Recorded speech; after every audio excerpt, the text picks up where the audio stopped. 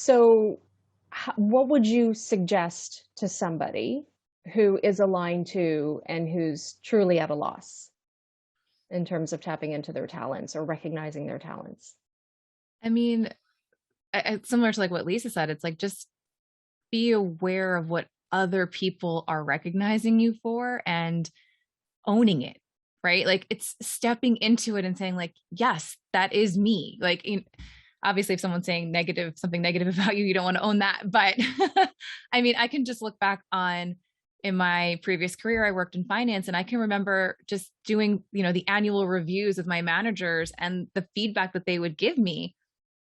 I can now look back on it and be like, oh yeah, like someone was seeing something in me that I wasn't seeing in myself that they were recognizing me for. And just kind of reflecting back on those conversations has been really helpful even for me. So I would definitely recommend like talk to your people and say like, when you think of me, what are 3 words that come to mind? And maybe that'll be helpful for you to figure out what your natural talents and gifts, if you're not using obviously human design, because I think human design also is very, very helpful in helping you identify the areas where you have certain talents and certain gifts that may be, again, hidden to you.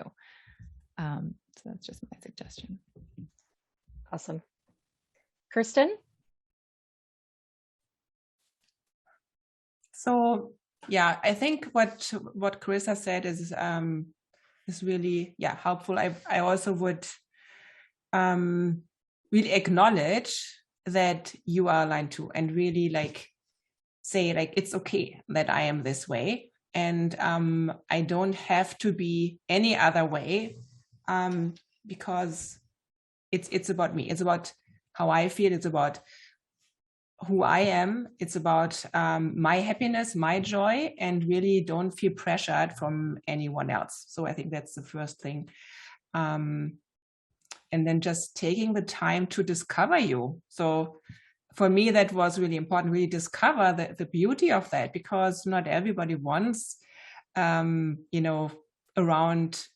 people that are always outgoing and, doing all those things. It's really nice to be with someone who doesn't give you the feeling, the pressure to talk, or like really just, it's okay to just go and it's fine. Like just take your own time. So I think it's really about, like, for me, it was really about like acknowledging that and really loving it. Yeah. Now, did you find that, and I guess maybe I'll call on you, but you can just jump in with a few words. But I'm just wondering also, did you find the stuff you were drawn to was also directly connected to your natural talents? I mean, I'm going to say that generator types, right, as your sacral is probably going, ooh, yee, exciting. Would you say that also connects? Yeah, absolutely. Like for me, like this is how I started with like 20 years ago, like going into the branding and marketing business. Like I always liked things like that look good. So for me, like design was always important. I don't even buy a cookbook if it's not good designed. If something doesn't look good, I'm not doing it. Don't buy it, no matter if it's a chair or like furniture piece or whatever.